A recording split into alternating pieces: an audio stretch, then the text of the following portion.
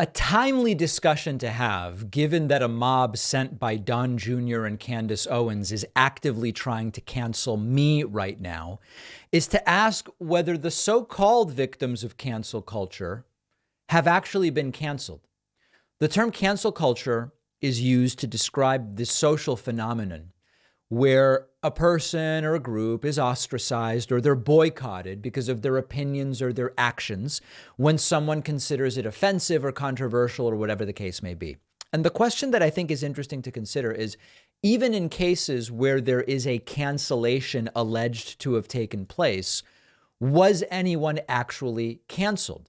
Because in many cases, those who complain about being canceled are facing consequences that make sense for the behavior or statements that are in question. Like, for example, former President Donald Trump was banned from several social media platforms when he repeatedly spread false information about the 2020 election.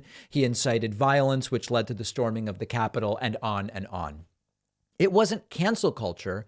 It was Twitter has certain terms and conditions, and thus the blocking or banning of Trump from Twitter was a response to Trump's irresponsible actions. But Trump is still super wealthy. He finished out his term as president. He continues to have the bully pulpit. He's running again. He is making money. Was he really canceled because the terms of service on Twitter were applied to him? I would argue not really. Comedian Louis C.K. faced a bunch of backlash, and he did lose a few gigs after he admitted to what I think we're now calling sexual misconduct, covers Louis C.K.'s behavior.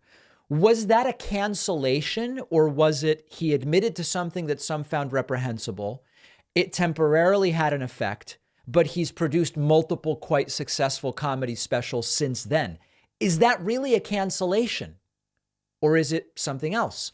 Comedian Kevin Hart faced some backlash. He lost his role as hosting the Oscars when some homophobic tweets resurfaced, but he kept working.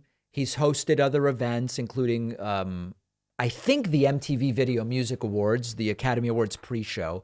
Is that really a cancellation, or there were briefly some consequences to something that he did or said? Dave Chappelle. Comedian Dave Chappelle faced significant criticism for some material about trans people in his Netflix special.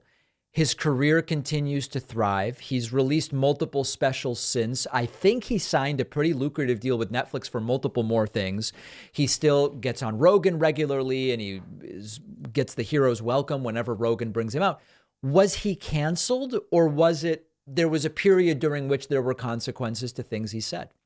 J.K. Rowling, the Harry Potter author, she has faced backlash and accusations of transphobia because she made some statements about trans people on social media.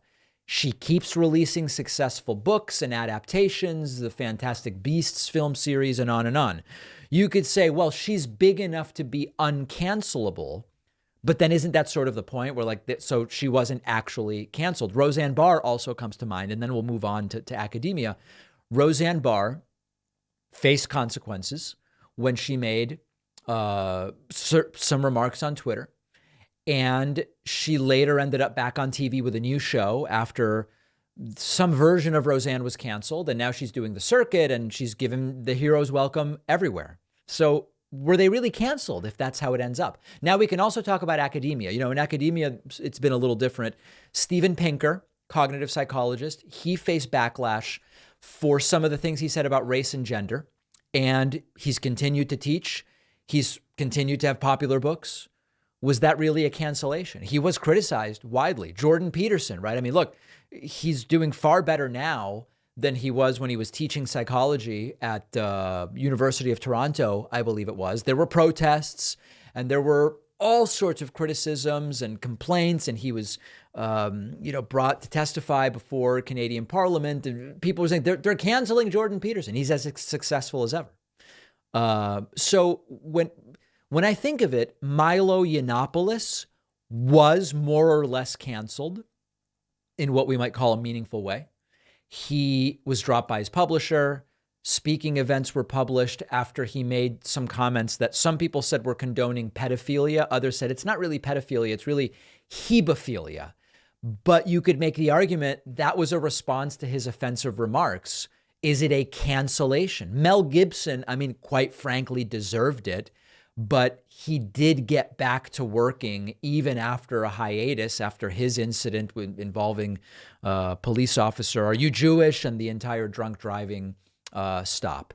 So the idea that cancel culture is a threat to free speech, an attempt to silence dissenting voices, is it criticism? Is it consequence? What is it? I think that that's perfectly fair to explore. Right now, the right-wing mob is trying to cancel me by calling my advertisers and saying, don't advertise with David because he blamed the victims of a shooting for the shooting, which of course I didn't do. I blamed our politicians who send only thoughts and prayers. It's a tactic that is completely fine to say, hey, I don't like what was said, give a consequence. In my particular case, it's being done in bad faith. I think with Al Franken, it went too far. But the vast majority of these cancellations don't really seem to even be cancellations. Whether they're warranted or not, we can debate. But are they even really cancellations? Let me know what you think.